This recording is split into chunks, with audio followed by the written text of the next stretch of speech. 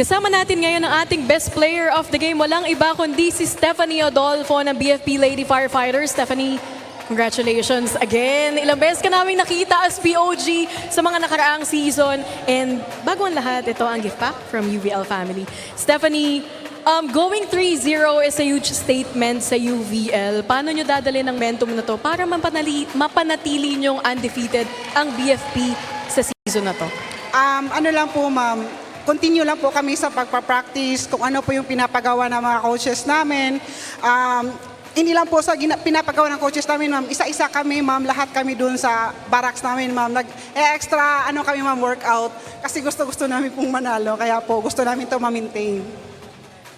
And nakita namin ang bond ng team ng BFP Lady Firefighters. Paano nyo napapanatiling in sync ang buong team sa bawat receives, set and spike?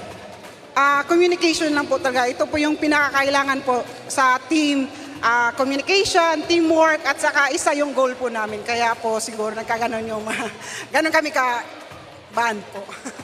Once again, congratulations, Stephanie Adolfo.